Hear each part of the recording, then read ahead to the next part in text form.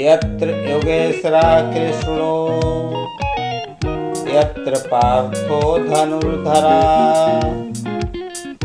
तत्र श्री विजयो भूतिर्ध्रुवा नीतिर्मतिमम्।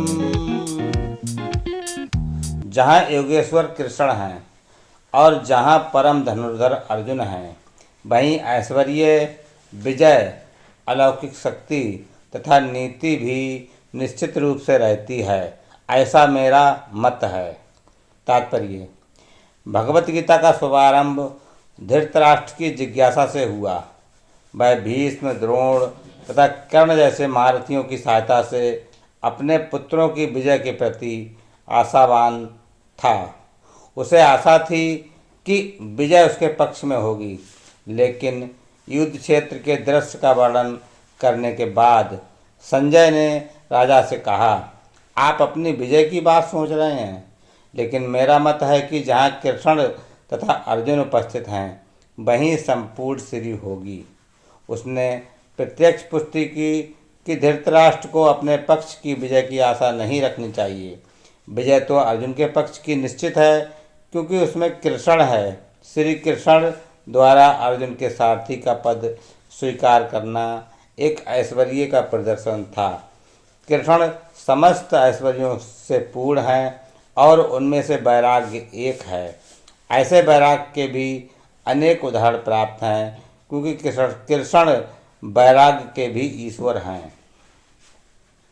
युद्ध तो वास्तव में दुर्योधन तथा युधिष्ठिर के बीच था।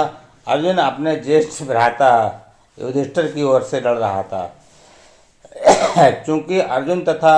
चूंकि कृष्ण तथा अर्जुन युधिष्ठिर की ओर से थे, अतएव युधिष्ठिर की विजय ध्रुव थी।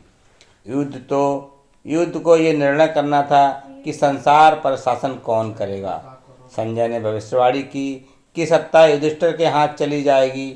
यहाँ पर इसकी भी भविष्यवाणी हुई है कि इस युद्ध में विजय प्राप्त करने के बाद युधिष्ठिर उत्तरोत्तर समृद्धि लाभ करेंगे, क्योंकि वे न केवल पूर्ण आत्मा तथा पवित्र आत्मा थे, अपितु वे कठोर नीतिवादी थे। उन्होंने जीवन भर कभी असत्य भाषण नहीं किया था। ऐसे अनेक अल्पज्ञ व्यक्ति हैं जो भगवत गीता को युद्ध स्थल में दो मित्रों की वार्ता के रूप में ग्रहण करते हैं, लेकिन इससे ऐसा ग्रंथ कभी शास्त्र नहीं बन सकता। कुछ लोग विरोध कर सकते हैं कि कृष्ण ने अर्जुन को युद्ध करने के लिए उकसाया, जो अनैतिक है, लेकिन वास्तविकता तो यह है भगवत गीता नीति का परम आदेश है। ये नीति विषयक आदेश 9वें अध्याय के 34वें श्लोक में है। मन मना भव मद भक्ता। मनुष्य को कृष्ण का भक्त बनना चाहिए और सारे धर्मों का सार है कृष्ण की शरणागति। सर्वधर्मान परित्यज्य मामेकम शरणम व्रज। भगवत गीता का आदेश धर्म तथा नीति की परम विधि है। अन्य सारी विधियां भले ही शुद्ध करने वाली तथा इस विधि तक ले जाने वाली हों, लेकिन गीता का अंतिम आदेश समस्त नीतियों तथा धर्मों का सार वचन है। कृष्ण की शरण ग्रहण करो या कृष्ण को आत्मसमर्पण करो, ये 18वें अध्याय का मत है। भगवत गीता से हम ये समझ सकते हैं कि ज्ञान तथा ध्यान द्वारा अपनी अनुभूति एक विधि है, लेकिन कृष्ण की शरणागति सर्वोच्च सिद्धि है। ये भगवत गीता के उपदेशों का सार है। वर्ण आश्रम धर्म के अनुसार अनुष्ठानों कर्म कांड का मार्ग ज्ञान का गुहा मार्ग हो सकता है, लेकिन धर्म के अनुष्ठान के गुहा होने पर भी ध्यान का ज्ञान गुहत्तर है तथा पूर्ण कृष्ण भावना भावित होकर भक्ति में कृष्ण की शरणागति गुहातम उपदेश है। यही 18वें अध्याय का सार है। भगवत गीता की अन्य विशेषता यह है कि वास्तविक सत्य भगवान कृष्ण हैं। परम सत्य की अनुभूति तीन रूपों में होती है: निर्गुण ब्रह्मा, अंतर्यामी परमात्मा तथा भगवान श्री कृष्ण। परम सत्य के पूर्ण ज्ञान का अर्थ है कृष्ण का पूर्ण ज्ञान। यदि कोई कृष्ण को जान लेता है तो ज्ञान के सारे विभाग इसी ज्ञान के अंश हैं। कृष्ण दिव्य हैं, क्योंकि वे अपनी दिव्य अंतरंगा शक्ति में स्थित रहते हैं। जीव उनकी शक्ति से प्रकट है और दो श्रेणी के होते हैं, नित्य बद्ध तथा नित्य मुक्त। ऐसे जीवों की संख्या असंख्य है और वे सब कृष्ण के मूल अंश माने जाते हैं। भौतिक शक्ति 24 प्रकार से प्रकट होती है। सृष्टि शाश्वत काल द्वारा प्रभावित है और बहिरंगा शक्ति द्वारा इसका सृजन तथा संहार होता है। ये दृश्य जगत पुनः पुनः प्रकट तथा अप्रकट होता रहता है। भगवत गीता में 5 प्रमुख विषयों की व्याख्या की गई है। भगवान, भौतिक प्रकृति, जीव, शाश्वत काल तथा सभी प्रकार के कर्म, सब कुछ भगवान कृष्ण पर आश्रित है।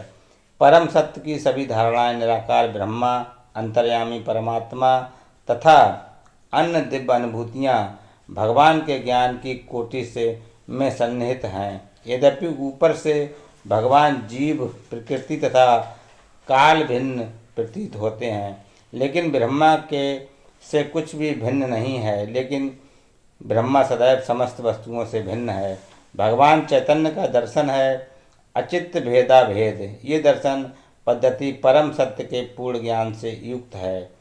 जीव अपने मूल रूप में शुद्ध आत्मा है, वह परमात्मा का एक परमाणु मात्र है। इस प्रकार भगवान कृष्ण की उपमा सूर्य से दी जा सकती है और जीवों की सूर्य प्रकाश से। चूँकि सारे जीव कृष्ण की तटस्थता शक्ति हैं, अतएव उनका संसर्ग भौतिक शक्ति अपरा या आध्यात्मिक शक्ति परा से होता है। दूसरे शब्दों में, जीव भगवान की दो शक्तियों के मध्य में स्थित है और चूँकि उसका संबंध भगवान की पराशक्ति से है, अतएव उसमें किंचित स्वतंत्रता रहती है। इस स्वतंत्रता के सदुपयोग से ही वह कृष्ण के प्रत्यक्ष आदेश के अंतर्गत आता है। इस प्रकार वह हृदयनी शक्ति की अपनी सामान्य दशा को प्राप्त होता है। इस प्रकार श्रीमद् भगवत गीता के 18वें अध्याय उपसंहार संन्यास की सिद्धि का भक्ति वेदांत तात्पर्य पूर्ण हुआ। हरे कृष्णा।